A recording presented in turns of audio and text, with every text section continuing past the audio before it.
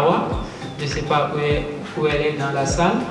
pour qu'elle puisse nous parler d'abord du concept. Ah, oui, elle est en train d'introduire des invités encore. D'accord, Awa.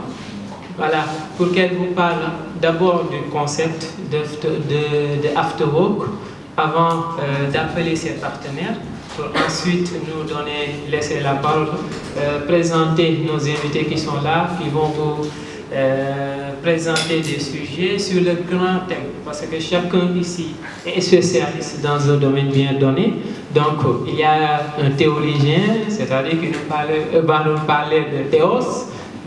c'est quoi la valeur par rapport à la religion, par exemple, ou bien il y a des écrivains aussi au niveau de notre panel, ou aussi de la tradition. Donc tout est là pour nous présenter un cocktail, pour nous montrer par exemple ce que c'est que la valeur, quelle est la conception.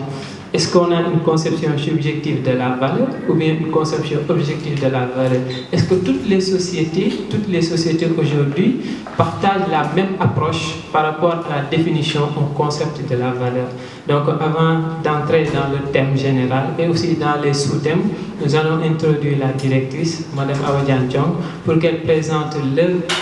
concept After Work. En même temps, elle va nous appeler ses partenaires aussi pour les présenter. Madame la directrice, vous êtes... Merci aux participants. C'est un énorme plaisir de vous accueillir, vraiment. Alors, After Work est le concept que nous créons là pour permettre aux entrepreneurs, à toutes ces personnes-là qui désirent entreprendre, nous réunir autour du table chaque 2 mois pour parler de thématiques pouvant nous aider à réussir, soit nos entreprises, voilà, dans la vie de tous les jours. Parce que damay wax tout le temps dans la vie de tous les jours, même les guerres les plus féroces vont se terminer par autour d'une table pour nous waxtaanee ko. Du coup, c'est important de se réunir de temps à autre pour discuter, voilà, et échanger, partager et réseauter. Parce que nit mënul dem sans ses semblables. Alors aujourd'hui, cet événement est rendu possible grâce à certains partenaires. Je vais les citer et les appeler pour qu'ils puissent se présenter l'UNIDEV pour gagner un petit peu d'infos. Alors, Sajima Group, Leaders Obstinés, Déborah, Vision 2S, Samba, Thierry TV et enfin Touka MM. Vous allez venir présenter à tour de rôle, présenter vos entreprises pour permettre aux gens, s'ils ont besoin de quelques services, voilà, à l'avenir, pour qu'ils puissent nous contacter et voilà, pour travailler ensemble. Merci. Un employé de Chadima Group, représentant de Chadima Group. Chadima Group est une entreprise de climatisation créée depuis 2007. Donc c'est une entreprise qui évolue dans le domaine de la climatisation, montage et voilà, maintenance des climatiseurs. Il y a pas mal de structures ici au Sénégal et presque partout en Afrique. Donc la climatisation quand même est assurée par Chadima Group. Et Chadima Group ne s'arrête pas là. Chadima Group le boo xam ne ay jeunes ñoo ko réunir. Di gërëm bu baax ñi nga xam ne ñoo ciy liggéey aussi di jiital ci gërëm bi Lamine Diène PDG Chadima Group. waaye itam bu weesoo Chadima Group liggéey bu muy def ci climatisation. am na beneen doxalin boo xam ne nii am na ko ci biir réew mi di jàppale ay ndawam ñi nga xam ne moo gën a am solo ci ab réew ndax réew mënut a dox te jeunesse bi demul réew mënut a dem te amul jeunesse bu forte. Chadima Group day dimbali bu baax a baax jeunesse am ci loolu di leen defal ay formation waaye itam di leen jàppale ci seen domaine professionnel di leen di jàppale bu baax a baax ci entrepreneuriat et tout. Donc Chadima Group bu weesoo domaine climatisation bi mu nekk itam gis nañ taxawaay bu baax a baax yaakaar naa ni ci réew mi ci wàllu social lépp loo xam ne ni day jëmale réew mi kanam Chadima Group mi ngi ci. Donc pour ne pas quand même durer sur la parole damay jox sama yeneen co-partenaires yi nga xam ne ni ñoo ànd ak directrice. ku si nekk sa tur si sant di nuyu kilifa yi fi toog di nuyu directrice Evita. Je me nomme El Hadji Samba Ndiaye. Je suis le président l'association Vision 2S Sénégal Social. Sénégal Social nekk association boo xam ne dafa ëmb ay ndaw ay mag ay femmes couche yëpp yu ci société bi yëpp la ëmb ci benn bi mooy ci ma fexe dox ci social ci solidarité di nuyu sama naataango yi nga xam ne ñëw nañ fi bokk ak man représenté Vision 2S Sénégal Social muy ajaratu Ndeye Fatou Fall ak ajaratu Diané ñam mi nga xam ne ñoom ñoo ma accompagné di rafetlu initiative bi nga xam ne waa Evita jël nañ ko lépp nekk ci entrepreneuriat ñun nag dañ ciy sawar di ci wax parce que dañoo nekk jeune yoo xam ne dañoo nekk fii nii ci Grand Yoff lañ basé wu mais association bi Sénégal Social Sénégal yëpp la ñu am ñu gis ne dëkk bi dafa nekk dëkk bu soxla solidarité sociale te it gis nañ ne nit ñi léegi vraiment dafa dem ba nga xam ne dëkk bi ni muy doxee nit ñi ku si nekk sa bopp ngay gën a mën a lijjanti et que ñun nag ñu ne déedéet dañoo nekk réew moo xam ne dañoo war a di nemmeekul te di jéem a demalante loolu moo ñu indiloon concept bi muy Sénégal social. Sénégal social nag dafay am si volet yi nga xam ne daf ciy yëngu tey jii nii formation des jeunes dañ koy def dañuy def di encadrer femmes yi si yenn formation par exemple fan yi rek def nañ fii si salle bi nii même ay formation yoo xam ne dañ koo defloon ay femmes si wàllu affaire de poulailler champ di jël jeunes yi moom it vraiment di leen defal ay formation et que di jéem a fexe formation yi aboutissent à un emploi kooku moom it yàlla def na ne am nañ ci benn réussite te loolu yëpp ñoo ngi ko def ci benn temps boo xam ne amaguñ sax. Est-ce que c'est pas la première fois ngay organiser genre.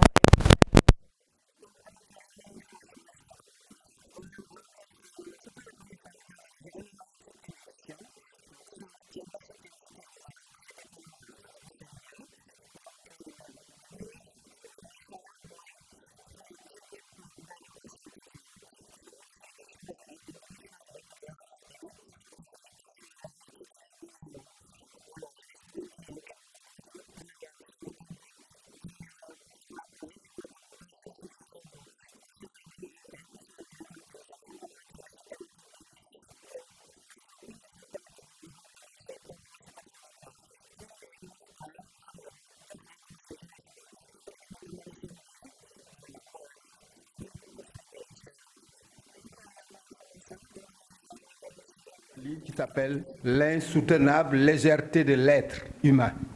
C'est-à-dire sous-entendu humain, mais c'est l'insoutenable légèreté de l'être. Li ngay déplorer li ñëpp di déplorer fii moom la wax pour ne pas dire que c'est un problème pas forcément strictement sénégalais. C'est un problème pratiquement qui est devenu mondial. La prise en charge réellement de l'être humain. Kooku c'était une parenthèse pour dire simplement nag que ni toll nañu foo xam ni légèreté bi dem na ba damay faral di wax ay copains di leen wax ni état civil am na nu muy demee da nga fay ñëw nekk góor ñun la qu'est-ce que oui monsieur nga daal ni fi nekk c'est pour déclarer un enfant ñun la góor la wala jigéen nga ni jigéen ñu ne Awa Yombe nga ni góor ñu ne la Adama Yombe nga def ci sant bi Diallo wala Diop mu jeex quoi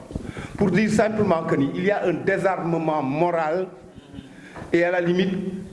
qui est complètement enraciné et tu as l'impression que les gens le cultivent parce que nous dañu nekk ci réew moo xam ni dafa nekk ñaari piliers. On est dans un pays qui fonctionne où les gens fonctionnent entre deux piliers. Le premier pilier mi ngi tudd il y a pas de souci waaw. Deuxième pilier bi mooy maa ngi jéggalu waaw. Entre ces deux piliers là il n'y a rien de positif qui puisse advenir. Il faut pas rêver. Yooyu moo indi may wax ni fi nekk il faut que nous revenions à nous-mêmes. Je crois que ni fi nekk chaque être humain doit en faire de façon tyrannique s'il le faut par rapport à lui-même, de façon tyrannique. daal di fi nekk non il n'est plus question dama war baax dama war jubal puisque déjà muy maître Abdoulaye Wade que j'adore muy Macky Sall que j'aime bien aussi en tant qu'être humain parce que xam naa ko avant qu'il soit président de la République. ñoom ñaar ñëpp dafa am 2 rendez-vous fondamentaux qu'ils ont ratés avec eux-mêmes mais avec le peuple sénégalais. xam nga ni ñu leen fale ñoom ñaar ñëpp toll woon nañ foo xam ni ku ci ne woon nii daal ni fi nekk je veux maintenant que kayit dootul traîner ci mbedd mi wala sac wala poubelle ñëpp def ko mais encore faudrait-il que ñoom ñu jiite parce que fu nekk il s'agit pas de décréter il s'agit pas de donner des arrêtés il s'agit de montrer l'exemple aussi yooyu la ñu manqué. Ça c'est une transition pour répondre à ton collègue et lui dire que je ne suis pas lève-toi ba ma gisaat la hein? Je ne suis pas d'accord avec toi dans la vision que tu as de la jeunesse. La jeunesse n'est pas forcément le présent. dañu lay faral di wax ni la jeunesse est l'âge majeur des peuples prédestinés au bonheur. waaw pour dire que fi nekk ils sont entre les 2 temps le présent et le futur. Mais derrière ce présent et ce futur là il y a effectivement moi une chose que j'occulte. Je ne crois pas forcément ou impérieusement à l'alternance générationnelle. damay wax ni fi mu nekk dans toutes les républiques et dans toutes les nations normales il peut advenir qu'il y ait des jeunesses pourries am na fi waaw à tel point que fi mu nekk dañuy wax ni mag baax na ci biir ci réew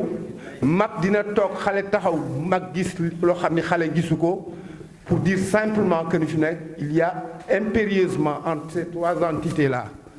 un commerce qui doit être triangulaire. leneen nag loo xam ne dama ko force ci ëtt yi parce que j'aime bien fréquenter les ëtt moo di fi nekk dañuy wax ni un enfant boo xam ne dafa war a tekki wala ëllëg ak si bi mu am ay valeurs ay vertus dañ koy préparer 20 ans avant sa naissance waxin la pour dire que ni fi nekk il faut pas qu'on se trompe sur les castings ñu bare nag dañ ciy jiital émotion. ma dolli la tuuti.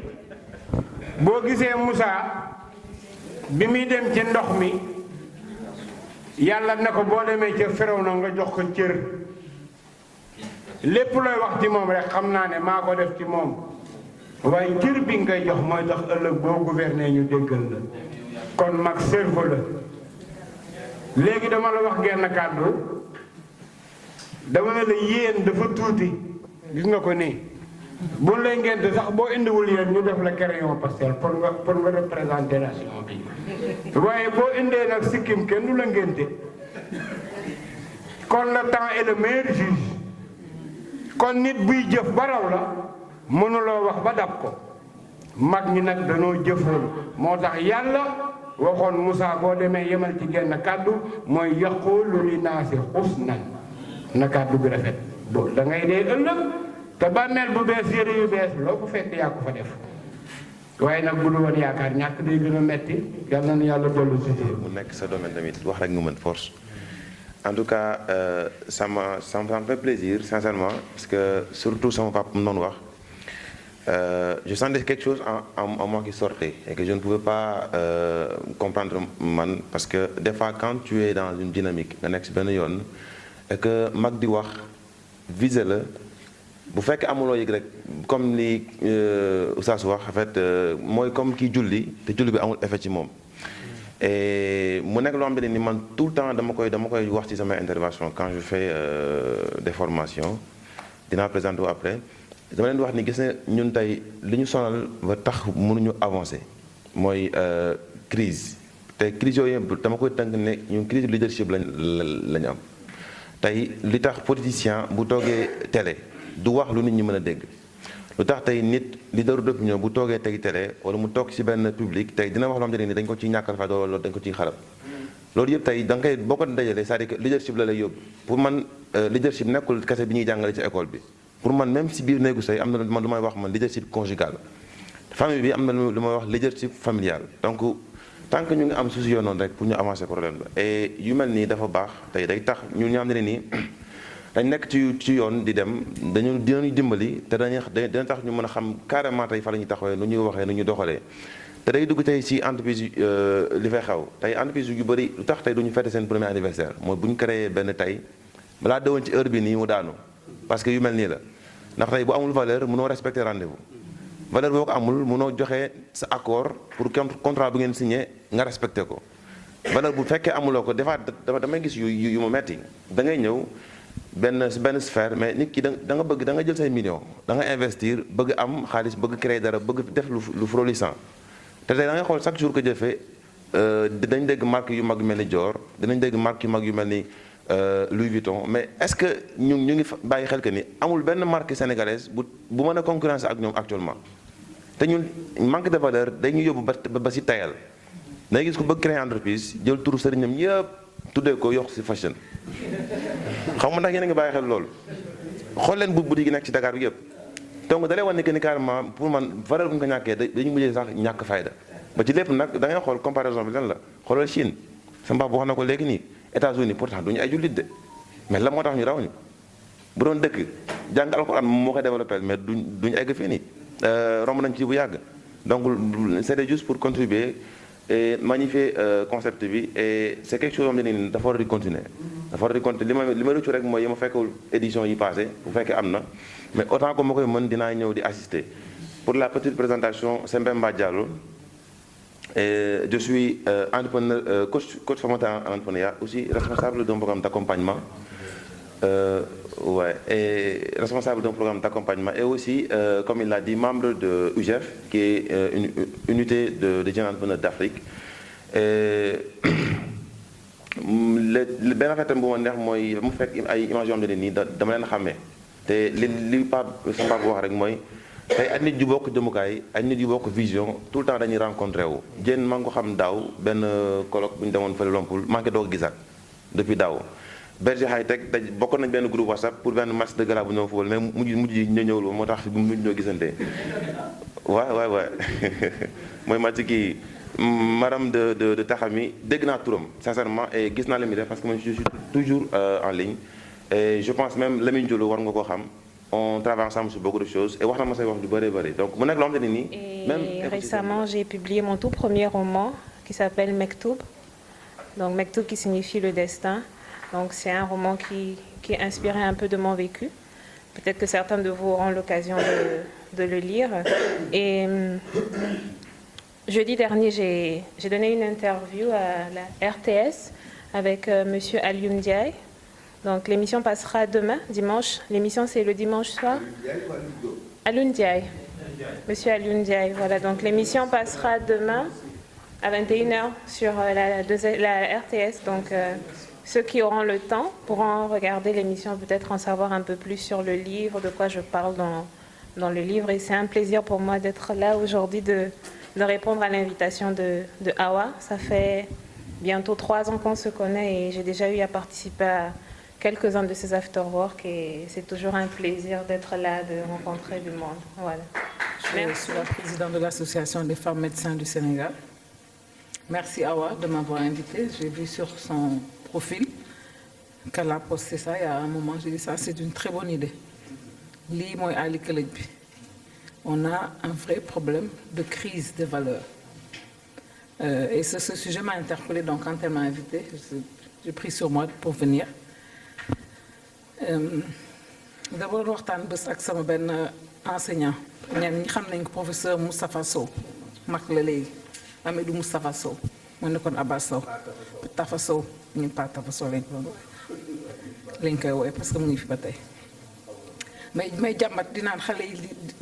yi léegi médecins yi léegi jeunes médecins yi léegi xale yi mu déglu ma wax ba pare mu ne ma mën naa laaj dara mu ne ko waaw mu ne dama bëgg xam li ñu ji ci yéen li ma def ci yow ak yéen ñëpp seen génération est-ce que yéen a ngi koy def ci xale yi mooy ma bamtuwaat ko est-ce que lii may def li ñuy def si yéen ba ngeen mel li ngeen mel yéen a ngi koy def si xale yi ma sëgg waxtaan bi fa la yem mu nekk sama xel ma di ko xalaat maanaam valeurs yi bi ñuy ŋàññ xale yi crise de valeurs je parle de la jeunesse parce que c'est eux l'avenir. Est-ce qu'on fait ce qu'il faut pour qu'ils aient des valeurs? ñun valeurs yi dañu ko jàng dañu ko nàmp gisee loolu dañu di lépp parce que Sénégal am na ay valeurs. Est-ce que les gens sont conscients qu'il y a de belles valeurs au Sénégal? Parfois je me demande mujj dama ci waxtaan sama xarit mu ne pourtant ñi baax ñu baax ba tey de man ne ko ñooñu ana ñu mu ne am na ñi baax ñu baax ba tey ma ne ñooñoo nag léegi lañ da nga leen di wër ay benn fu mu daan ne ay ñu dëng ñu ngay seppi léegi ñuy baax ñu ngay seppi loolu mooy problème bi mais dama yaakaar aussi ne li ñu war a def mag ñi defuñu ko xale yi léegi seen seul repère lii la seen seul repère internet donc foofu nag lu baax ngi ci ak lu bon a ngi ci mais loolu valeur fan nga mos a jëlee valeur ci internet y a des influenceurs certes qui parlent bien c'est intéressant waaw mais loolu foofu nga ciy jëlee ay valeur de comportement ci li nga gis ci téléphone bi voilà donc il y a des choses que les adultes on doit faire ndax bu ñu bàyyi li fi continue li may gis nii du dina doy waar il faut que chacun reprenne son rôle et puis j'ai aimé ce qu'a dit monsieur Moreau que chacun doit se remettre en cause c'est trop facile le Sénégalais ci boppam moo bëgg lu yomb léegi Sénégalais ci boppam moo bëgg lu dëng te Sénégalais ay jomb lañ fi xamoon ay kers lañ fi xamoon ah ni da ngay respecter l'adulte loolu dafa disparaître xale yi tuuti boo wax ak ñoom ñu ne waaye lu tax loolu parce que seen biir kër gi loolu lañ fa fekk ñi war a yar sax yarutuñu y a un gros problème hein xaw ma on a sauté une génération ou quoi non c'est sérieux parce que je pense pas que ñun on est mieux que les autres mais peut-être am na chance boo xam dund nañ comme elle a dit madame Diallo avec les grands-parents avec ñëpp a doon yar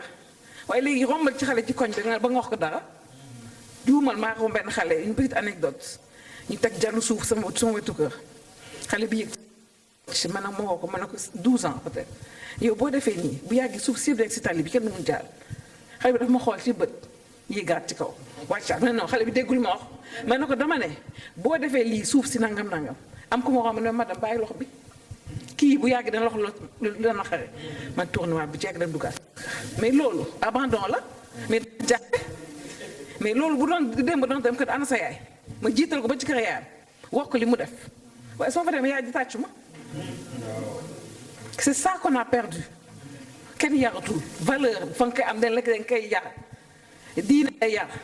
kër day yar on a perdu ça mais c'est grave man je m'inquiète hein moo tax quand on dit quel comportement ça m'a interpellé quel comportement bon ñi nga am sa valeur da nga koy continuer mais il faut que ñu transmettre hein il y a un problème de transmission je finis par là pour ne pas monopoliser ah waaye lu mel nii il faut que ñu audience bu gën a rëy lii il faut que ñu nga xool foo koy jéem a comment le faire prendre en compte ça mérite débat yi ñàkk xorom yi def ci télé bi ak rajo yi bés bu ne lii mooy débat lii mooy sujet crise de valeur ñëpp a ngi koy gis ñëpp a ngi koy jàmbat parce que ñëpp a ngi koy jàng chaque jour booy génn sa bundu kër nga dajeeg loolu donc ça là je pense ça mérite ce thème là qu'on en fasse quelque chose de plus important mais ne pas essayer non plus d'en faire quelque chose d'être bu ko kenn accaparer esprit bi rek des gens comme ça des gens de la société des gens qui vivent ça et qui dund ñoo waxtaan ak nit ñi ñëpp wax parce que lii doy na waar de en tout cas merci encore beaucoup et félicitations à tout le panel c'était vraiment intéressant. Pour vous rassurer madame, j'ai eu à dire qu'en fait chaque Sénégalais, chaque citoyen et chaque citoyenne doit faire de la question des valeurs son problème. Bala ngay nit di la wax defarul yow yaa war defar sa bopp parce qu'en fait nous sommes dans des impératifs pour ne pas dire c'est notre destin, des obligations de laisser des choses qui nous survivent positivement yu ñu fi bàyyi wala fii dañuy faral di wax ni nañ fi bàyyi woy mais na baax. Je vais vous donner une anecdote. 1984, mon petit frère, le docteur Jean-Charles Moreau, que vous devez connaître, soutient sa thèse. Mon père nous appelle tous dans les jardins de la faculté de médecine. Sama yaay taxaw sama wujj yaay taxaw ñu taxaw mu daal ni Élie ma ni oui mu daal ni Papa Charles, c'est pas lui qui dit Jean-Charles quoi. Papa Charles vient de soutenir sa thèse de doctorat. Il a levé la main droite et juré sur le serment d'Hippocrate. Et c'est mon père qui parle. Bu ñu déggee tubaab moo ñu gën a dégg tubaab yamuñu ko si parce que moo ñu jàngal ñun ñëpp. moo daan bindal entre autres sëñ Babacar ak maam sëñ Amadou Cissé de Pire. Il était jeune enseignant. Mais ça c'est une autre histoire. Mouradni, Papa Charles vient de lever la main droite et de jurer sur le serment d'Hippocrate. Ça a même valeur que de lever la main droite et de jurer sur notre livre, le Coran. Papa Charles, si demain da ngay ràññee di xool borom baadoole yi doo leen faj wala di leen ñàkkal fayda borom daraja yi nga leen lijjanti, enlève tout de suite la robe. 1987, je reviens en vacances parce que j'étais en France. On n'était pas encore mariés, on habitait la maison familiale à Mermoz. 30 minutes du nec, nous sommes à l'hôpital, 1 heure de temps après, nous sommes. Je me dis que c'est comme ça que je me dis, tu sais que 84 Beli, chaque fois qu'on m'appelle, c'est la voix du vieux qui résonne dans les oreilles. Non, pour dire simplement qu'il a parlé de leader tout de suite, il a oublié la chose fondamentale qui doit accompagner le leadership, c'est la chefferie, l'autorité. Kër dafa amatul léegi leader am na fa chef amatu fa moo indi association yi fi am association tacite yi nga xam ne informel la moo di coucher accoucher jeter xale yaa ngi si mbedd mi waaw ana waajur yi waaw c'est la réalité, c'est des associations tacites qui existent.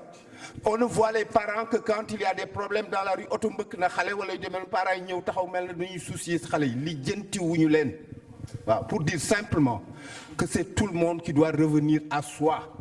Du Macky Sall, du problème ou Kenen. Taïdi qui remplace Macky Sall demain, il aura fait toutes les infrastructures du monde. Mailler ferroviairement le Sénégal, retour à la terre, etc. Décentraliser et tout, réunir d'or, mais le pays va marcher mal. Parce qu'en fait, on n'aura pas pris en charge la question fondamentale qui est la question initiale, la question de la culture. Mom lay wax ni fi nek Mam Abdou a laissé le message, il s'agit de le convertir en destin. Fofu lañ toll.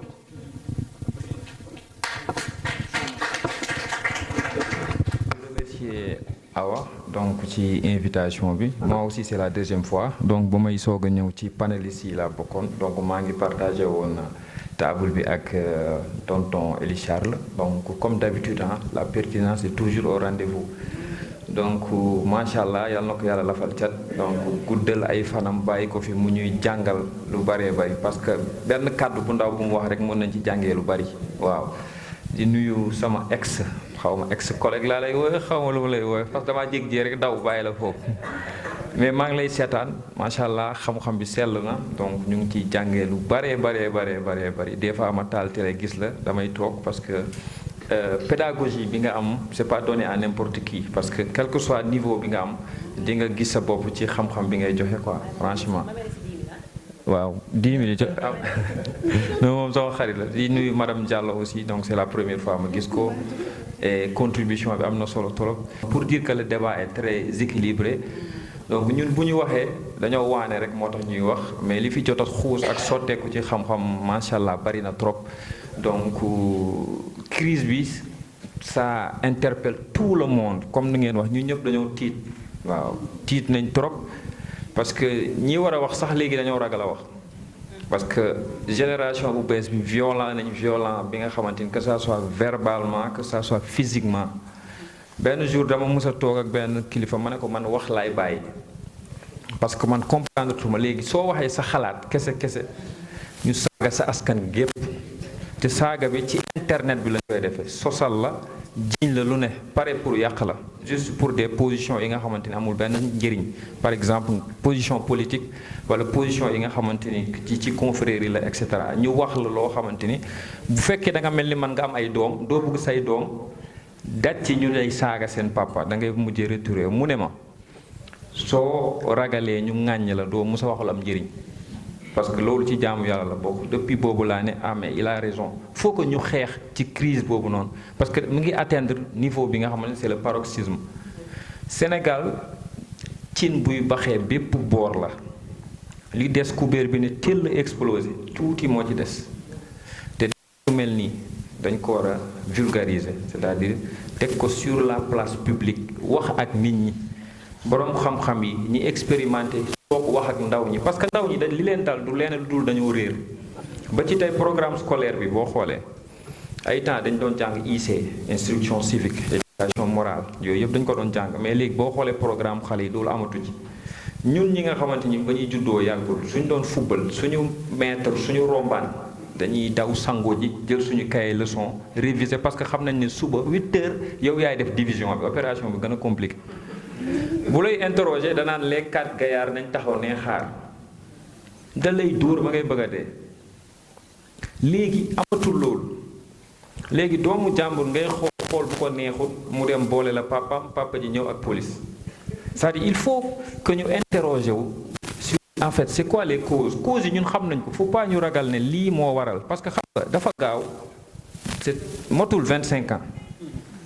man fekkee naa jamono yi Sénégal amee ay nit yu baax jamono yi ñu doon jomb jamono yi ñu doon rus amaguma âge bi war a tax ma gis changement bu extraordinaire bi ba sànq soxna si mi ngi naan ku yéeg ci kaw suuf nga ne ko wàccal mu xool la xool boo xam ñàkk teggi nag ñàkk kersa ci xale bu ndaw c'est grave donc lan moo accéléré mutation boobu noonu il faut qu'on se pose ces questions là ku ci nekk sa kër nga xool sa doom ni ngay comporté ak moom wàcc sa ànd xam nga sànq suñu papa ju baax ji mu ngi joxe expression ba ku wàcc sa ànd jël ànd jàmbur fekk fa borom des fois dañuy bëgg a adapter culture jàmbur alors que culture dañ koy natt ci askan wu ci ne tubaab yi li ñuy def da leen a jig terewu leen avancer terewu leen développer parce que ça marche chez eux seen religion seen culture noonu la ñuy defaree seen république la république française et cetera soo demee nga gëstu ci da nga xam ne loolu dañ ko màggaaleel ñun nag la ñuy jig ñu sancee woon ko suñu dëkk loolu la ñuy bàyyi dem bugg a jëli la jig ñeneen ñu bugg koo doxal fi du dox c'est pas possible loolu doo jël oto bi nga xamante ni essence la nga def ci gasoil boo ci defee gasoil oto bi dafay couler moteur bi da nga koy gaare ainsi de suite contraire bi c'est la même chose donc il faut que ñu toog def assise nationale sur la rééducation assise nationale laa wax de président de la république woote député yi ñëw ñu toog ñu ne nañ ñu dimbali li laay war a suli ci question politique bi c'est pas ça qui va régler le Sénégal jikko yi moo feebar jikko yi dëkk boo xam ne tegatuñu fenn kilifa diine tegatuñu fenn kilifa aada ñun dañ doon idolâtrer suñu ay maître école dañ leen doon idolâtrer keroog laa gis vidéo boo xam ne ay ndaw yore yat di dóor surveillant di ko dàq ci loolu problème la prof agressé nañ fi prof rey nañ fi prof te loolu yëpp ci 10 dernières années yi c'est-à-dire à quel moment de l'histoire la transition bi dagg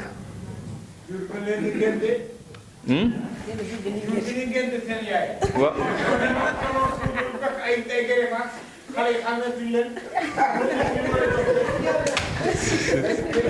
loolu moo kon daal dañoo maquillé jikko yi waaw xëy na waaw loolu d'accord waaw pour ma bañ a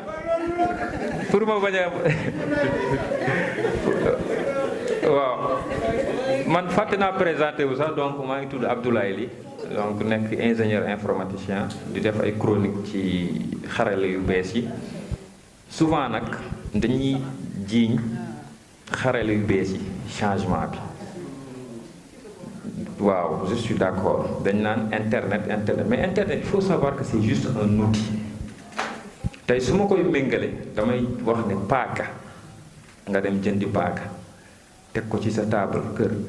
nga am ñaari xeetu doom ku baax ak ku bon kenn ki mën a jël paaka bi dem ci agressé ci nit rey ci nit keneen ki mën na jël même paaka boobu daggal la ci pom jox la nga lekk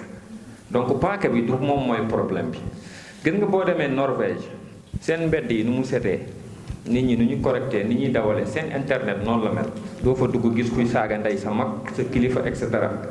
suñu mbedd yi nu mu mel nga double fii borom cag-cag mu sànni la loxo tooñ la nga wax wàcc mu noq la teg ci noonu la internet du Sénégal mel donc alors que internet benn la World Wide Web Google France ou Google Sénégal même langage informatique sax la ñuy utiliser que ça soit en Turquie en Inde fu mu mënti doon ce qui nous manque c'est l'éducation numérique amuñu cyberculture dañoo xëy rek outil bi ne mbajaxin wàcc suñu kaw ñu yor ay téléphones yu cher waaw loolu laay wax xam nga sànq Mame Ousmane dafa ne oto valeur am mooy nga taal ko dawal ko mu dem bu defa toll loolu rek amatul valeur. Téléphone portable am na ku ko yor même téléphone portable bi di ci liggéey di ci am xaalis même marque keneen ki jël même téléphone portable di ci filmer boppam def taatu neen di ko publier te même téléphone portable bi la donc nit ñi ñoo am problème waaw pour man nit ñi keroog maa ngi déglu mbir keroog damaa waaru dama ne man nekkatuma Sénégal ñi ngi wax ay xeetu sinébar yu bees corox ak ay volet yu wàcc ci réew mi ki ma toogaloon mu koy wax dama ne man soit dama màgget ci yëguma ko wala man nekkuma Sénégal ma ne génération bi bis ñii bu ñu leen takkul yeewu leen yemale leen seen place fi ñu jëm musiba dina fa am loolu moo waral ngeen gis yu bon yi yëpp parce que dafa am ay cause yooyu nag la ñu war a dem gëstu ji xam lan la internet bi moom dëgg yàlla luñ ko wax tooñ waaw ngeen baal ma nag ci guddaay sama entreprise maa ko tuddee xiif xam-xam rek laa bëgg alors li tax may wax mooy pour man dama jàpp ne dafa am ñetti nit yu nekk ci biir penc mi te ni ñu leen jàppee wala ni ñu jàppee seen bopp xëy na moo jaaduwul wala moo nekkul ni ñu war a jàppee seen bopp kenn ki di jigéen kenn ki di mag kenn ki di ndaw may dégg ñu naan ndaw ñi de ñooy avenir u réew ma jàpp ne loolu njuumte la ma jàpp ne may dégg ñu ne jigéen ñi ak góor ñi ñoo tolloo ma jàpp ne njuumte la ma dégg ñu ne mag ñi ñoom ñooy mémoire bi ñoo yor mémoire réew mi ma jàpp ne njuumte la bu ci nekk mu bëgg koo layal bi ci jiitu ñu ne ndaw ñi ñooy avenir u réew ma ne déedéet ndaw bu nekkee avenir rek problème am ndaw mooy présent wu réew lii nii ndaw a ko def te ndaw rek moo mën a defar réew te ndaw rek moo mën a xëy ni suba bëggatuñ Macky doon président ndaw rek ko mën donc ndaw bu jàppee boppam avenir pour man problème am na aw ma xam-xam nag bu fekkee njuumte la ngeen dimbali ma ci bi ci topp mooy jigéen ak góor ñoo tolloo déedéet jàppuma loolu yonent bi sallallahu alayhi wa sallam bu fekkee xisa bi wér na ñu ne nit indil na ko doomam ngir mu yar ko ñaar ba ñetti yoon mu koy delloo saa su ne mu indi ku gën a ndaw ba ñetteel yoon bi mu koy delloo mu jox ko lay wi ne ko dangaa juum ca ndey jalaw kon xam nga ni man kon jàpp naa ni jigéen mooy avenir réew wala mooy avenir àdduna ki nga xam te nag moo représenté avenir ak kii représenté wul avenir ndax mën nañoo tolloo loolu laa jàpp moo tax ma ne jigéen tolloowul ak góor ndax moo yor avenir leneen li ci ma jàpp nag mooy conception bi nga xam te ne dañ ko jàppee mag ñi ne ñoo yor mémoire bi ñoo xam li xewoon démb déedéet pour man mag ñi duñu mémoire bi cerveau bi lañ différence duñu mémoire bi yoruñu rek waaw lii moo xewoon démb déedéet. mais dama kontaan tey ci présence bi fii nii par le biais de mon collègue Fallou yàgg na ma di mu wax panel yu mel nii mais c'est la première fois ma ñëw assister ko te gis naa ci njëriñ bu am solo sànq def naa suñu benn papa bu ko doon wax ne lii dañ ko war di médiatiser ba ñëpp jeunesse bi ñëpp war mun ñëw di teewee lu mel nii waaw parce que lu am solo la man jàng naa fi te dégg naa ci lu bëri loo xamante ne dina ma tàggat ci ñun ci lu ñuy yëngu ak ñi ma àndal ñëpp xam naa ni jël nañ ci ay leçons yu am solo li ma ci yokk mooy sànq da ngeen doon wax ci li ci côté crise des valeurs maanaam dafa am benn kilifa benn inspecteur académique bu ñu invité woon suñu benn plateau télé bu tudd Thiely TV mu ngi tudd inspecteur Dame Seck bu mu ñëwee foofu dafa ne bu njëkk xale yi dañoo doon jàng foo xamante ne amul courant te dañoo toog ci ay suuf léegi xale yi am nañ école am nañ courant ñoo ngi jàng nu leen neexee mais xale yi ñu doon jàng doon toog ci suuf ñooñu ñoo gën a mun capter que xale yi nga xamante ne am nañ lépp te éducation boobu noonu ñooñu amoon bu njëkk jamono yooyu noonu ba léegi dafa uteeg ak ñun jamono jii nii man dama naan ñun suñu génération ñu ñooy les rescapés des fois ñu ñooy les rescapés des fois damay toog ma xool samay raq wala ma xool sama doom wala koo xamante ne maase nag samay bon beneen génération bi damay tiit sànq def naa le berger high tech mu ngi koy wax il va falloir ñu organiser le digital à savoir que ni di conscientiser xale yi impact yoo xamante ne lu mu leen mun yàqal si seen suba parce que tey mu nga jël comme sànq mu ngi joxe exemple bu pertinent mu ne di nga yor même téléphone te bokkuñu même utilité est-ce que comme foofu moom dégg dama say jàng lu bëri maanaam ñu ñëpp boo xoolee ku nekk di nga yor benn appareil téléphone boo xamante ne mu ngi sa poche mais ça dépend si yow la mooy nekk sa utilité man tey jii nii jàng naa mais sama jàng taxu ko àgg yenn niveau yu sori sama téléphone sama ordinateur su ma duggee internet lu si ëpp du ma seetaan yenn affaire ñàkk fayda yi lu si ëpp maa ngi xool nan laay développer sama bopp bon c'était juste pour wax nag ne démb liñ fi doon jàngalee ak ni ñu doon jàngalee moo ëpp njëriñ tey ni ñuy doxalee ak ñi ñuy jàngal ni ñuy manque repère tey jii buñ toogee si jotaay bi suñu papa yi seen waxtaan yi ni wala dafa am tey lum ñu yokkaat dafa am lu duggaat loo xam ne daf ñu gën a renforcer loolu la ñuy manqué léegi nag nit ñi dañ naan waaye bàyyi daal seen jamono mooy loolu dañoo pare jeexal nañ jeex te loolu moom moo tax dañuy gëmm dañuy dem di mbëkk rek xamuñu fuñ jëm dañuy manque vision sax ñun jeunesse bi fan lañ jëm bon kon je pense que ne li may wax moom mooy crise des valeurs ñu fexewaat ba valeurs yi fi suñu maam yi bàyyi woon ñu royaat si ñoom dem di toog ak ñu mel ni ñu ñuy wax ñuy déglu di ko jëfee je pense que ne loolu laa amoon lu ma ci yokkaat lu tuuti pour bañ a mun Lamine ci invitation bi xam naa yu mel nii man lu may wax rek mooy di gëcc bu baax a baax yeneen précédente édition yoo xamante ni manqué naa ko parce que macha allah tey moom ngoon gi gàtt na lool mais lu ñu ci jàng am na solo parce que tey dafa nekk question boo xamante ni c'est arrivé à son époque maanaam nun tey fi mu toll nii lii dañ ko soxla ci waxtaan bi yow li ngay dégg mooy kenn ku nekk yow fi nga toog yëg nga ni carrément que ni nun suñu société bu ñu nekk bi dafa nekk société boo xamante ni tey lu ñu ancré mooy ay perte de valeur mais nun ñëpp leer nañu que ni tey saafara si maanaam solution yi ñu ngi fi léegi nag fan la ñuy jaar ba kenn ku nekk delloo soit xel sa bopp ba nga xam ne carrément yow lan nga xam lan moo ci sa part de responsabilité dama koy résumé ci ñeenti 6 principes yi nga xam ne sëñ Babacar Sy waxoon na ko maanaam góor du tiit ba fenn góor du jaaxle ba sàcc góor du xam fakk du ñàkk ba ñànki du jàpp bàyyi mais aussi tamit góor du soppeeku tey 6 principes soo ko jëloon tey nga xool ko ñun li nga xam te ne ñu ngi koy dund ci wàllu politique ci wàllu social ci wàllu religieux dafa lay leer ni amul benn boo xamante ni ko tey kenn mën a taxaw ni man maa ngi koy appliquer à la lettre ñi ngi fi ñëw di waxtaan ci wàllu politique lan la ñuy wax ay waxu 3e mandat mais jël ko ci principe bi tey góor du tiit ba fenn nga dégg benn leader ci benn année moo ñëw taxaw ni la man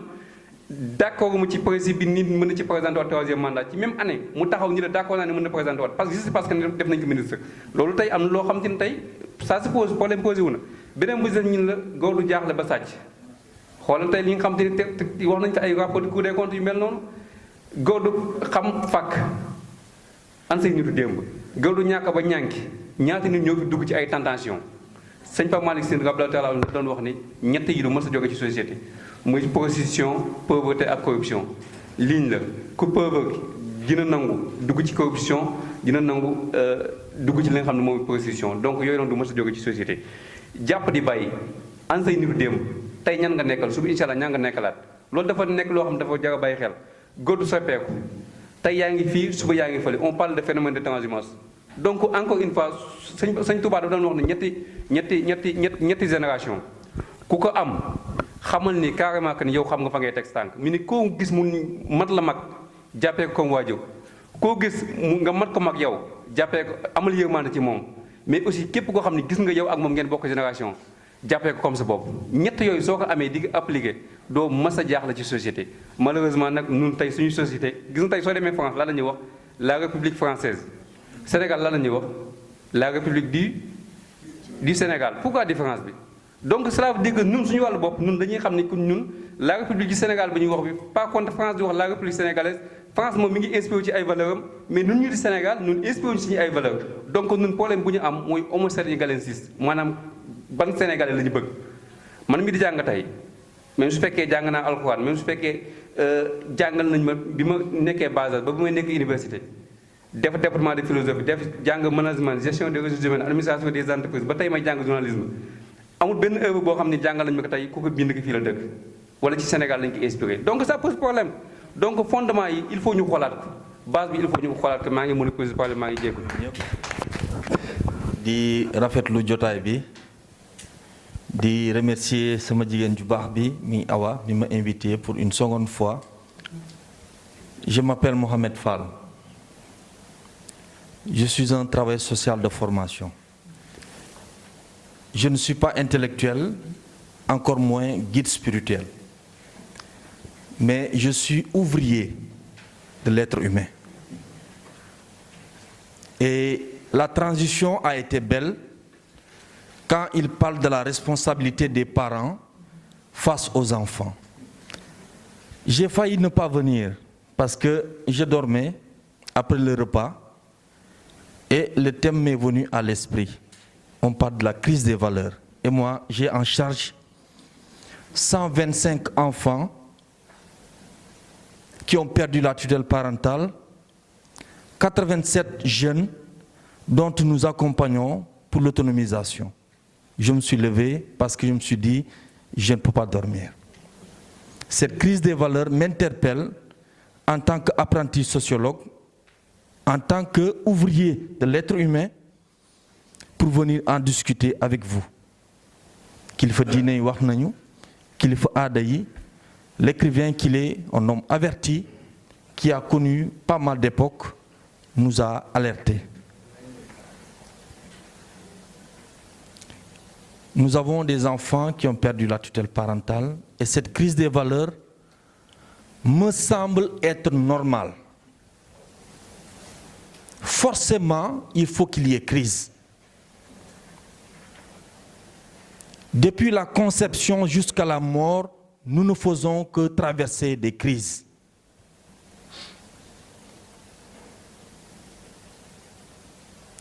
Nous sommes dans un pays laïque.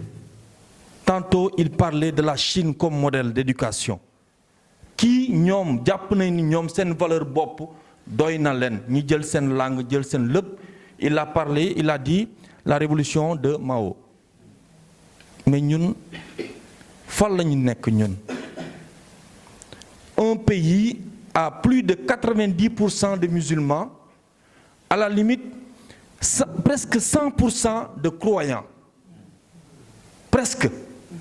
Bon Dieu, les chrétiens musulmans, presque 100% de croyants. Et on est laïque.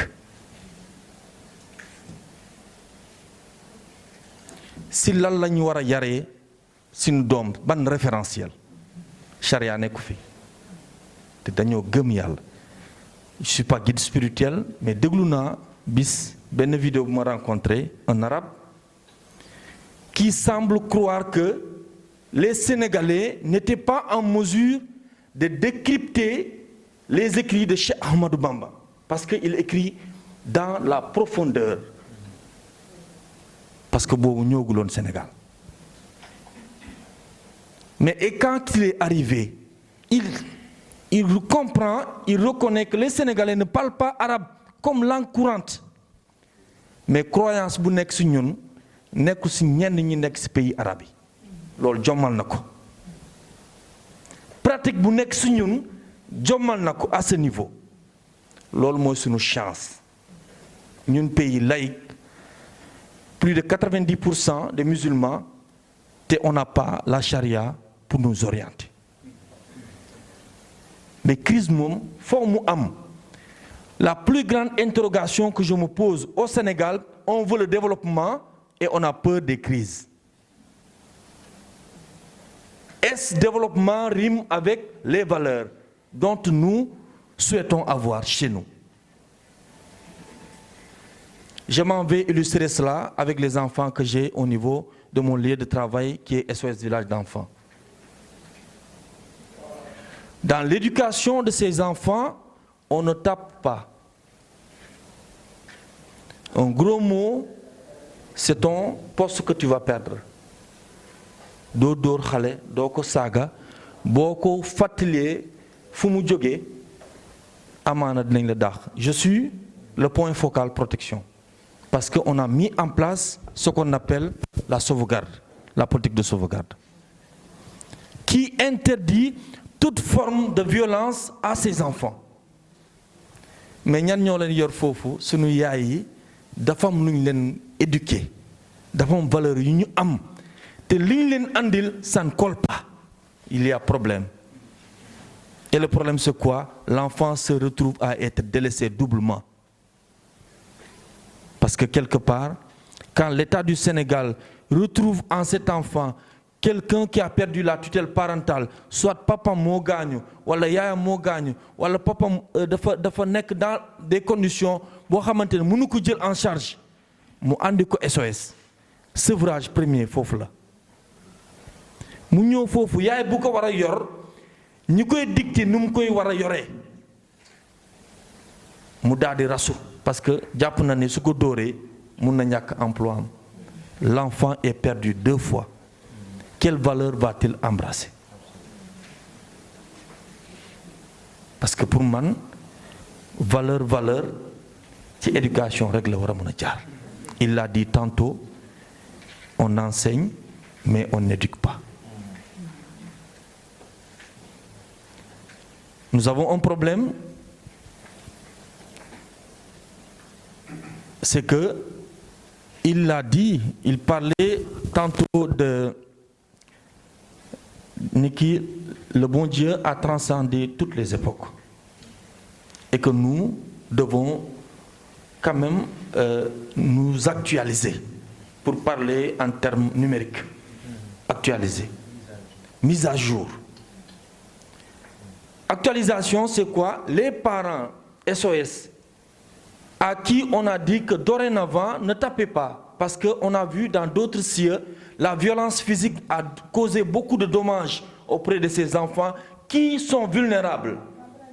Autant leur donner autre forme d'éducation que la violence physique ou morale. Ces parents n'ont pas reçu de mise à jour.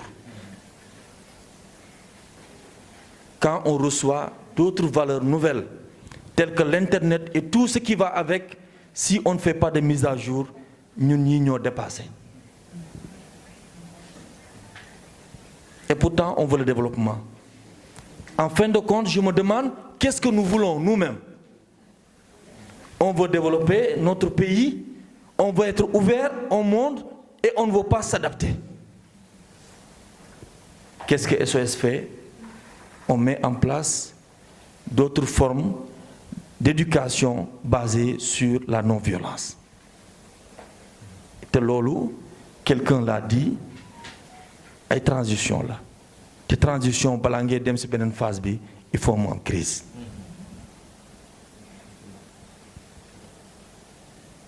Si doomu Adama bi ngay juddoo nekk sa biir yaay, la crise a commencé avec la maladie de la maman, troublée. Keroog ngay juddu nga ne pam nga génn rek yuuxu, crise bi tàmbali na ngay dox di dem, les stades du développement de l'enfant. Ba crise adolescence bañ na ba dañ koy tudd. Alors c'est à voir, est-ce que la crise est un problème ou bien la manière d'inculquer les valeurs souffre? Ay interrogation là, je n'ai pas de réponse. Ma yem fii ci waxtaan bi di ko rafetlu vraiment dafay tax ba nit du nelaw da ngay yeewu.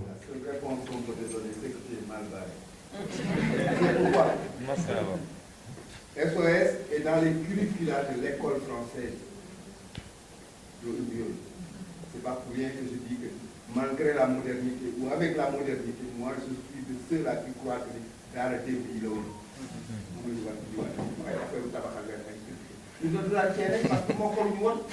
a cultivé en nous la vergogne. C'est-à-dire que c'est autant de valeurs qu'on les a perdues. Pour dire simplement que madame, tu as vu que le sujet qu'il y a à boire et à manger, vous avez bien raison.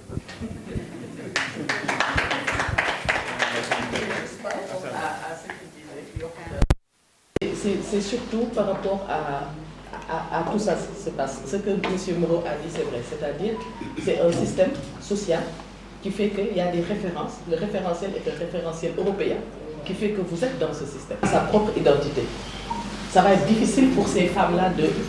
en fait, de vouloir changer le système. Mais c'est là où on interpelle l'authenticité de l'être humain. Nit, moom laa doon wax sànq yow yaay kan lan mooy sa ay références. Et moi, je crois fondamentalement que quel que soit le système où on est, il faut avoir le courage de dire melu ma nii. Et loolu mooy tax crise bi évoluer. Parce que soo amee courage ne man nii kat lañ ma wax ma doxalee nga wax ko sa ay supérieur. Je travaille dans la coopération au développement am naa sax collègue si salle bi. Mais su fekkee man ni ma bëgg doxee ak ñoom ni ñuy doxee ñu róowu ko sama ay patron suñu taxawee xanaa ñu ne ma bëgguñu ko waaye man naa osé dire de man en tant que sénégalaise lii laa gis te lii laa gis que nit ki nii la ñu war a doxee te loolu je crois que il faut que ñu jàng am courage wax ne ñun kat nii lañ mel et ça waaye nag ku mel ni nga war a mel ku mel ni nga war a mel li nga war a am yomb la ndax ku ne ci li la war ngaa xam ne yàlla mu ngi ci li la wër loolu jar na bàyyi se comporte bien. Donc ce sont ces livres qui sont levés par ces modèles qu'il a cités aujourd'hui, qui doivent inspirer, qui doivent nous inspirer d'un côté, parce qu'il y a plusieurs sources d'inspiration pour former l'individu, donc ils doivent nous inspirer, au lieu de suivre la mode, parce que suivre la mode va nous amener dans un autre terrain, c'est-à-dire acculturation, comme il l'a dit tout à l'heure, parce que la culture n'est rien d'autre que le fait de cultiver quelque chose chez une personne. On ne cultive pas comme on le fait avec les champs, mais ici on cultive, la culture ici c'est des valeurs. Et ce qu'on veut cultiver chez la personne ici, ce sont des comportements que nous considérons comme étant des valeurs dans notre société. Et si nous suivons d'autres sociétés, nous risquons parfois, parce que je vais revenir sur pourquoi je dis parfois, d'avoir une acculturation. Ko xamul sa bopp xamugoo sa bopp ngay xooli ji leneen soo wutul loolu dina këf yow xamugoo maanaam tu n'as pas encore un fondement bu dëgër. Senghor disait ouverture et citation enracinement et ouverture. Il a bien raison de le dire. Garab gi mënul su amagul ay reen yoo xam ne dugg nañ bu baax si suuf si muy uti ji leneen ngelaw su ñëwee da koy këf. Aujourd'hui foofu loolu lañ toll. maanaam dañoo oyof goo xam ne ngelaw bu ñëw da lay yóbbu loolu mooy la mode bi nag su ñëwee da ngay tànn li nga xam ne ce sont des choses yoo xam ne mën nañ leen considérer comme valeur parce que bu ñu fàtte beneen chose comme le disait Kant le bon sens c'est la chose la mieux partagée. tey jii nii chinois bi mën na am benn valeur boo xam ne ba ma ko gisee jàpp naa ne lii war naa koo mën a jël c'est pas parce que c'est un chinois que waruma mën a jël lii mu ma présenté mais li ma présenté est-ce que lépp baax na. Donc foofu si culture boobu noonu may dem depuis damay jël li nga xam ne damay njariñ donc acculturation bi dañuy moytu mais culture bi nga xam ne day améliorer suñu bien-être suñu comportement boobu mën nañu koo jël donc les modèles et la culture donc c'est là que vous avez accès bon selon votre présentation selon ma conception ma compréhension. Voilà, merci beaucoup. Ce qui les arrange mooy ñu nekk di rayante suñu biir ñuy fay ñenn ñi xaalis ñu nekk ci internet bi di saagante di rayante ñoom ñuy sàcc suñu xaalis jël ko yóbbu ko fu leen neex dañoo war a changer yeewu jël internet bi utiliser ko à bon escient man mii 90% li ma xam ci sama liggéey parce que ingénieur informaticien là je suis au trésor public foofu laay liggéeyee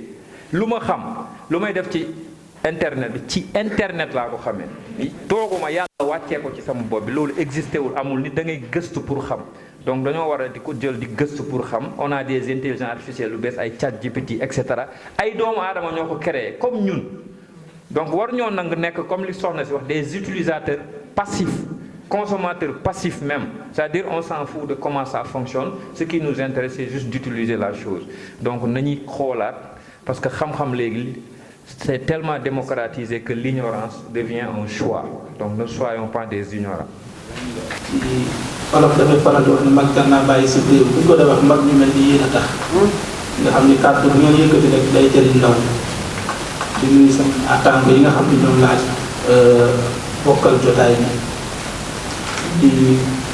nga xamante ni ñoo teew ñëpp ci saal bi man sama oto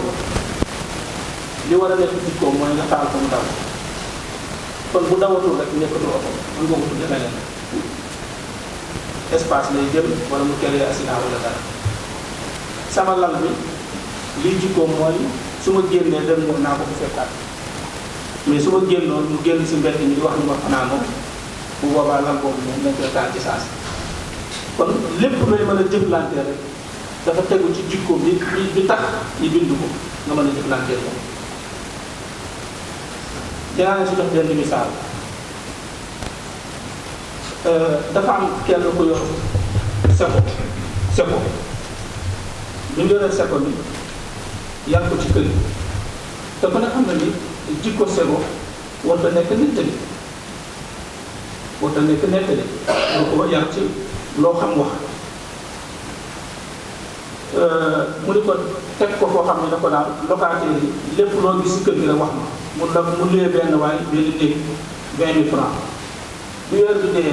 waa ji indi 20 000 francs yi fekk waa ji di julli borom kër gi di julli mu def ko ci suufu si jaade bi borom kër gi ñu jullee ba sëlmal jël benn 10 000 bi def ci poosam bàyyi fa 10 000 bi di locataire bi ñëwee mu ne ko ana fay bi mu ne ko mu ngi suufu si jaade bi mu ne ko dind nga jox ma mu ubbi fekk ko benn 10 000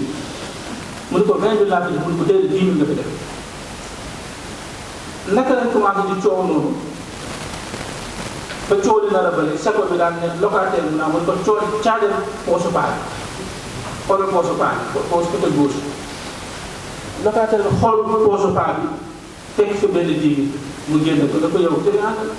ñii di jukko di baax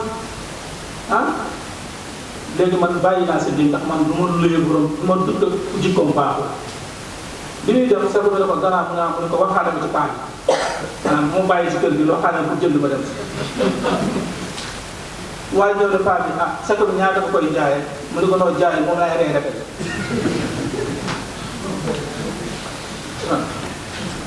kon c'est-à-dire boo xoolee jikko l'islam dara taxu koo jóg dul jikko gis nga pratique yi ñu def ci l'islam muy julli muy woor muy dem Makka muy jàng alquran muy zikkar yooyu yëpp jikko moo ko tax a jóg lu tax l'islam dawal na ay at julli nekkul farata maanaam l'islam dawal na ay at 5 ans 6 ans 7 ans julli bokkul l'islam dawal na ay at woor bokkul l'islam dawal na ay at aj Makka bokkul l'islam dawal na ay at azaka bokkul maanaam ponki l'islam am na ay at benn nga ci farat du obligation mais l'islam bis bi mu taxawee première obligation bi yàlla baax na donc ma leen di remercier bu baax a baax et comme je l'avais dit tout à l'heure sama intervention je suis très contente di topp si sëriñ bi waaw parce que li mu wax dafa am solo trop ndax mi ngi accès intervention si diine lan la ñu laaj par rapport ak suñu digganteeg nit et suñuy déglu li mu wax ni en fait sooy xool bu baax a baax day génne yàlla fan na teg doomu aadama ba moom ay fonkam yoo xam ne moom moo ko santaane des fois sax mu wàññi mu baale si dara mais sa digganteeg doomu aadama des fois mu gën a dëgëral donc ma waxoon ne sama intervention dinaa ko def si confiance en soi estime de soi et aussi si les femmes jigéen donc je vais juste commencer par valeur sànq maa ngi ko doon wax bi ma Eva waxee que da ngay intervenir si valeur dama réfléchir lu bëri mais lan mooy valeur ma xool valeur mooy dara lu jar dara sànq ñi ngi wax yaa ngi doon wax waxu oto dafa am valeur yaa ngi doon wax waxu perroquet bi dafa am valeur donc lu nekk lu am ci àddina rek am na lu muy représenté te am na aussi luñ koy doyee donc muy nekk leen loo xam dafa important donc si société suñuy xool valeur tamit dafay représenté dafay nekk leen loo xam ne moom mooy ban estime ngay représenté ci kanamu nit ñi ci bëtu nit ñi yow yaay kan loolu nekk lu important loo xam ne léegi ci àddina bi dañ koy banaliser trop te muy loo xam ne kenn waru ko banaliser ndax sooy gis nit ku nekk am na fu mu jóge nit ku nekk am na ki mu doon nit ku nekk am na ay waajur nit ku nekk am na ay environnement te environnement boobu dañ koy xalaat man dama ko doon wax tout le temps bi ma amee ay doom ma ne soo xasee ba am ay doom day mel na ne sa sac bi ngay yore di dem da ngay ànd ak sa ay doom di dem donc loo xam ne rus nga ko def ci seen kanam ñu koy jël comme valeur doo ko def soo génnee parce que sooy représentation boo xam ne ñu ngi lay représenté ñooñu rek day am yoo xam ne da nga ko war a ragal donc sooy réfléchir bu baax pourquoi ma bëgg wax ci estime de soi parce que valeur boobu tant que yow toogoo réfléchir bu baax ci yow yaay kan mooy yow fan nga jóge lan mooy sa diine lan la sant yan mooy sa ay valeurs sociétales par rapport ak valeurs sociétales yooyu yan comportement nga war a am yan comportement nga warul am day jafe trop mu jafe aussi par rapport ak environnement bi ñu nekk actuellement muy environnement boo xam ne y a tellement de mouvement sooy xool on est dans une société boo xam ne c'est une société digitale lépp ngi ci réseau yi nit ñaa ngi daw doo am temps wu toog nekk comme ni ñuy wax nekk sa ruq man la kat nga xool nga ne man kat lan laa def toute la journée yan laa def yoo xam ne su ëllëgee waruma ko def yan comportement laa am yoo xam ne su ëllëgee war naa gën a góorgóorlu si type de comportement yooyu donc instant boobu ngay toog di réfléchir di xool sa bopp di xool man la kan boo xam ne kat yow sa ay référence sa ay valeurs yi la diine sant sa ay valeurs yi la sa société sant te nga xàmmee ci sa bopp parce que valeurs yooyu di nga toog ba réfléchir ba nga xam ne man kat valeurs yi mooy valeurs yoo xam ne su ma ko defee su ma tëddee dinaa nelaw nga ne kon de man maa ngi tey si yoon bu baax bi donc yow xam nga sa bopp donc nit su xamee boppam dina xam lan lay def te su xamee boppam tamit dina mettee dérouté donc dérouté boobu dama koy wax tout le temps parce que en fait il y a une valeur que l'on se donne soi mais il y a une valeur aussi que ñu ñeneen ñi di jox te yenn saa yi valeur bi ñu ñeneen ñi di jox mun na nekk lu positif te waaye mun na nekk lu négatif ndax mun na la def loo xam ne waroo ko def ndax xam bi ngay xam sa bopp mooy tax kat su ëllëgee su la ay nit bëgg def loo xam ne du noonu nga ne kat ñi ñëw bëgg lii si man waaye man la présenté wu noonu donc toujours pour revenir si estime de soi boobu mooy natt sa bopp par rapport ak valeur yooyu. beneen affaire bu intéressant bu am lien aussi ak li ñu nekk di def nii mooy waxtaan ndax nit munoo xam yow doomu sa bopp da nga am ñooy nekkal da nga am ay nit yu la war a yedd mooy xale yi loolu tam message bu baax ci xale yi parce que dañu am ay waajur dañu am ay ñenn ñu gën a xam si yenn domaines yi donc c'est un message boo xam ne lu tax ñuy def suñu partage yi échange yi parce que xel du doy et comme xel du doy c'est intéressant ngay dellu par rapport ak valeurs religieuses yi tey jàng naa leneen ndax koo xam ne spécialité diine la moom da lay jàngal lenn loo xam ne yow sa xel mayu la ko donc une des valeurs essentielles bu ñu war a am mooy ces valeurs de partage ces valeurs de fraternité Sénégal dañu nekk si dëkk bi nga xam ne ñun fii ñëpp ay mag ak ay rakk lu mu ndaw tey si salle bi ma ñëwee fekk naa fi sama nijaay Charles Moreau fekk naa fi sama goro Hafiz Wele donc ñu nekk ci dëkk bu ndaw nekk ci dëkk boo xam ne ñëpp xamante nekk ci dëkk boo xam ne koo gis rek mun na nekk sa papa koo gis mun na nekk sa yaay koo gis mun na nekk sa oncle koo gis mun na nekk sa rakk koo gis mun na nekk sa mag valeur yooyu ñu war ko gën a téye ndax tey société baa ngi dem boo xam ne nit ñi lu nekk la ñuy waxante nit ñi lu nekk la ñuy génnee te àdduna dafa gudd tànk lañ koy waxee xaw ma dafa gàtt ndax mbir yi day dox àdduna day dox loo def tey su ëllëgee mun nga ko regretter donc muy valeur bu important boo xam ne war nga ko xool sa diggante sa morom sa par rapport ak liñ la estimé à côté de ça ma ñëw si valeur boo xam ne par rapport ak valeur bi ngay jox ñeneen ñi ndax àdduna nekkoo fi yow donc comme ni ñu ko doon waxee ku nekk am na lu la yàlla may ku nekk am na fu la yàlla féetale tey sama papa Samba su waxee nga xam ne wallaay am na fu mu jaar ci culture bi foo xam ne man su ma doon yore micro bi fii ba suba du ma ko wax tonton Elisha même chose dina wax loo xam ne du ma ko mus a wax donc nga jox ñooñu valeur te comme ni ko sëriñ bi di waxee soo joxee nit ñi valeur dina tax par rapport ak sa référence muy sa référence religieuse muy sa référence sociétale muy plusieurs références yooyu yëpp nga am nga xool kat ne doomu aadama bi jox naa ko valeur boo xam ne rus naa def dara ci kanamam mooy fexe ne dootoo xoolati sa bopp donc parce que nekkuñu fi ñun donc dañ fi nekk ak ñeneen donc mu nekk lu important loo xam ne tey société bi sooy gis ñi ngi koy wax mu ngi koy wax sànq si toile bi di nga gis xale yi lu nekk dinañ ko génne lu nekk dinañ ko wane ci toile bi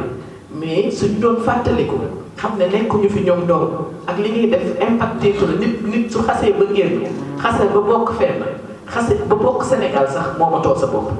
da ngay dégg nit ñi naan maa moom sama bopp lu ma neex lay wax lu ma neex lay def du noonu donc muy nekk yoo xam ne dañ ko war a di gën a véhiculer parce que avant et l'une des raisons moo tax ma créé page bi ñun bi ñu daan dund bu njëkk ba da nga daan dund seen kër mu am sa maam am sa tante am sa bàjjen am sa nijaay ñëpp di lay yedd donc ñu lay yar ci benn environnement boo xam ne ku nekk am nga sa mot à dire te mot à dire boobu mooy tax nga dem ba nekk ki nga doon waaye léegi da nga nekk si dëkk boo xam ne papa bi rek moo war a wax des fois tam amul jot yaay bay war a wax mi ngi daw ku nekk ñi war a wax ñëpp mënuñu wax ce qui fait que nit ñi déglootul tey wuñu sax kenn déglootul sama ku yore micro su ma yore micro pour man kat maam Binta maa yore micro bi man la ñu war a déglu war ma déglu ñeneen ñi déedéet mbir mi dafa gën a sori loolu dañu war a dégluwante war a ut ay cadre war a permettre suñu doom yi soo leen xoolee da nga leen di yërëm li ñu amoon ñun ñoom amuñu ko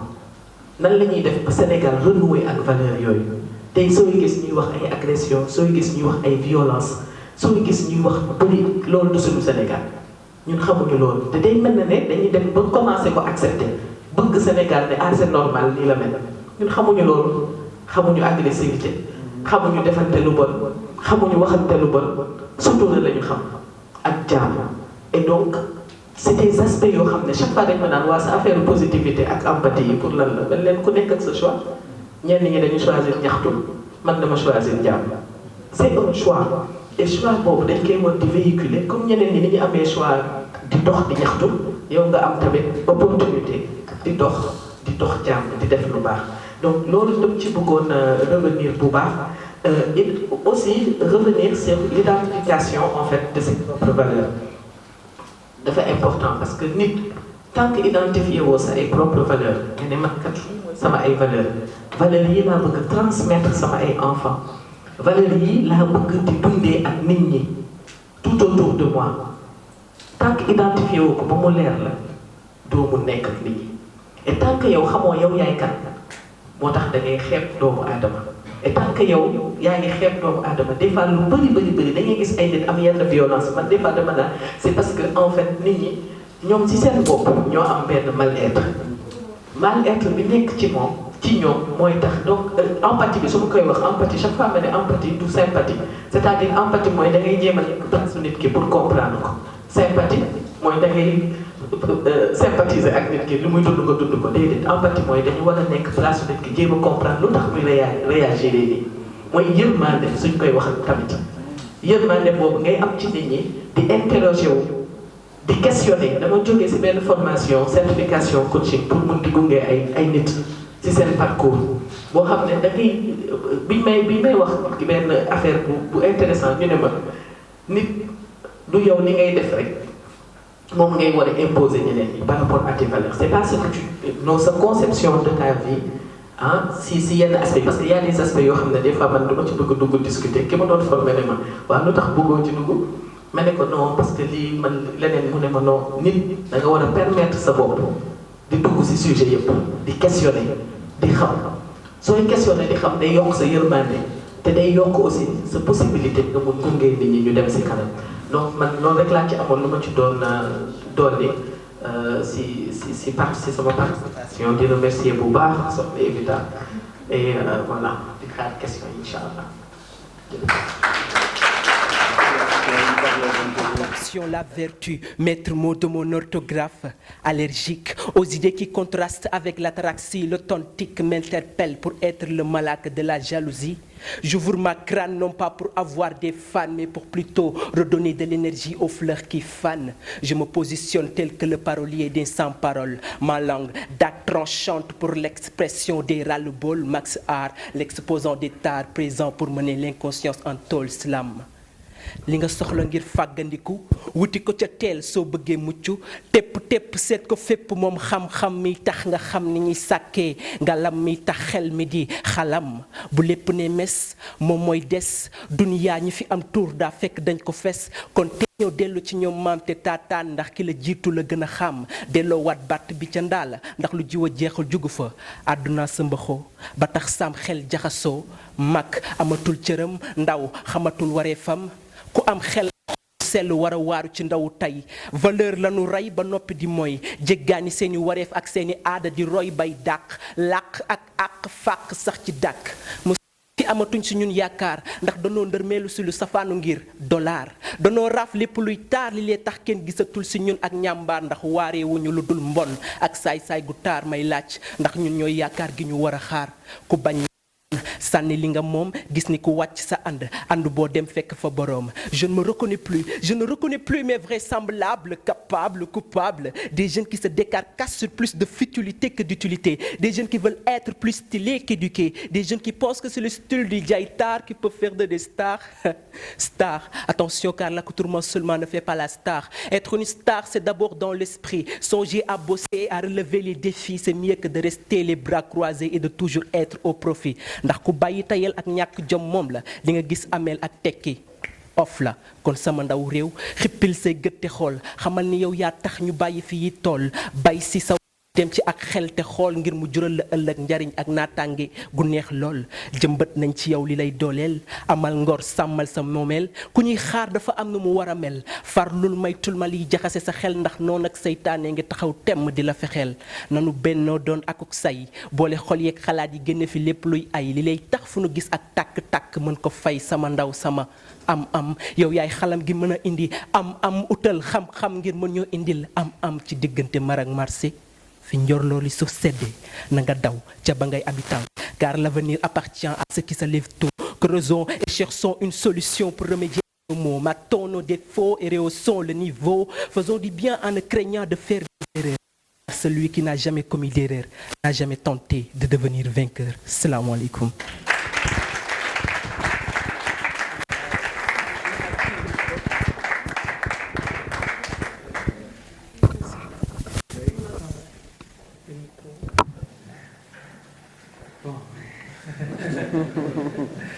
C'est un texte qui est très émotif. Et moi, personnellement, au fait, ça me touche au fait personnellement parce qu'il y a d'abord des textes, il y a aussi quelqu'un que j'ai.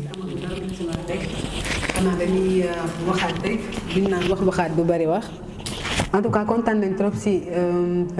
li ngeen répondre ci invitation bi doyen Samb jërëjëf ci ñëw bi Madame Binta merci beaucoup Elisha Moreau merci beaucoup. On ne se remercie pas. déedéet macha allah donc kontaan nañ tamit di partager encore une fois journée bi ak yow. C'est toujours un plaisir de partager Afterwork ak yow vraiment chaque jour ñu jàng ni xam-xam dafiy génn en fait à chaque fois ñu nekk ak yow professeur Ousmane Ndiaye Mame Ousmane Ndiaye. Je suis l'homme le plus chiant du Sénégal. Ça nous plaît. Machallah. Alors professeur Mame Ousmane merci beaucoup ci ñëw bi kontaan nañ trop on n'a pas regretté de vous avoir invité merci suñu invité yee aussi le berger high-tech. Wow, l'homme à la tête bien faite. Merci Mohamed, c'est mon artiste préféré, merci. C'est vraiment gentil d'être venu. Merci à l'épouse de Mame Ousmane Ndiaye, merci de nous avoir honoré de votre présence. Et l'autre là, j'ai oublié le nom. Monsieur Wele, merci d'être venu. Merci à tous les participants, merci à nos panélistes, merci à nos partenaires au développement de notre cher Sénégal. Donc merci. Am nañ ay cadeaux yu ñu war a jox suñu panélistes yi. Voilà, je crois que c'est tout. Ak lan aussi. Non, si nga bokk.